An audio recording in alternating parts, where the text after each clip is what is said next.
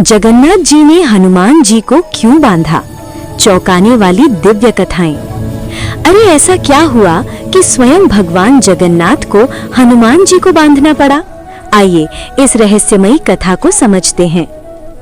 ओडिशा के तट पर फैला विशाल समुद्र आज असामान्य रूप से उग्र था।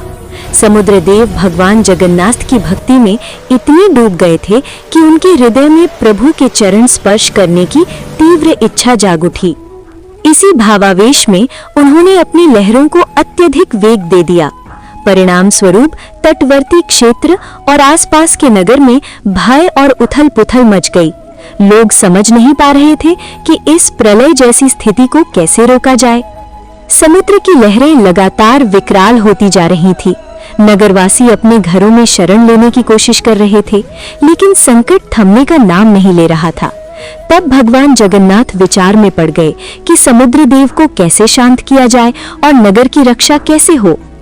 उसी समय प्रभु ने हनुमान जी को स्मरण किया। जगन्नाथ जी ने कहा, हनुमान, तुम्हारी शक्ति अपार है, केवल तुम ही समुद्र देव को नियंत्रित कर सकते हो। यदि तुम उन्हें रोक दोगे तो ये नगर सुरक्षित हो जाएगा।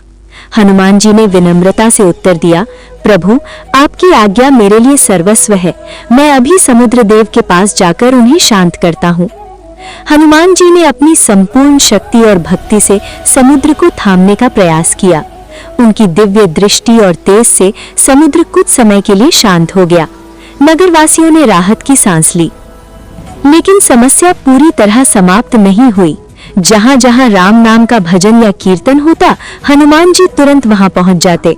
उनके जाते ही समुद्र देव फिर उग्र हो उठते और नगर पर संकट दोबारा मंडराने लगता।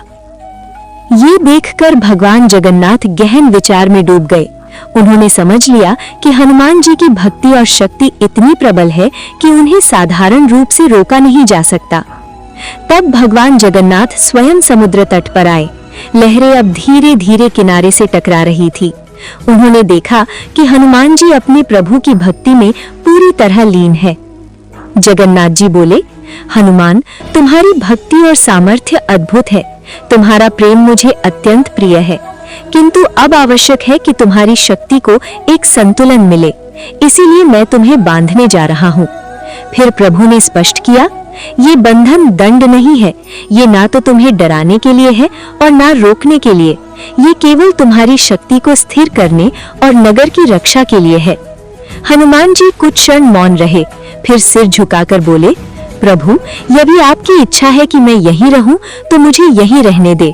मैं आपके द्वार का सेवक बनकर सदा आपकी सेवा और रक्षा करूंगा। यही मेरा जीवन है। भगवान जगन्नाथ मुस्कुराए और बोले, तथास्तु, तुम यहीं रहोगे, सेवक बनकर, रक्षक बनकर और साक्षी बनकर। यही तुम्हारा वरदान है। इसके पश्चात भगवान जगन्नाथ ने हनुमान जी को बांध दिया। ये बंधन किसी दंड का प्रतीक नहीं था, बल्कि उन्हें एक स्थान पर स्थिर रखने का माध्यम था। हनुमान जी ने बिना किसी संकोच के इसे स्वीकार कर लिया, क्योंकि उनके लिए प्रभु की आज्ञा ही सर्वोच्च धर्म थी। अब समुद्र देव की लहरें शांत होकर धीरे धीरे तट को छूने लगीं। वातावरण में प्रेम और भक्ति की सुगंध फैल गई। यही स्थान आगे चलकर हनुमान मंदिर के रूप में प्रसिद्ध हुआ। लोग यहाँ आकर अनुभव करते हैं कि ये केवल पूजा का स्थान नहीं, बल्कि भक्ति और शक्ति का अद्भुत संगम है।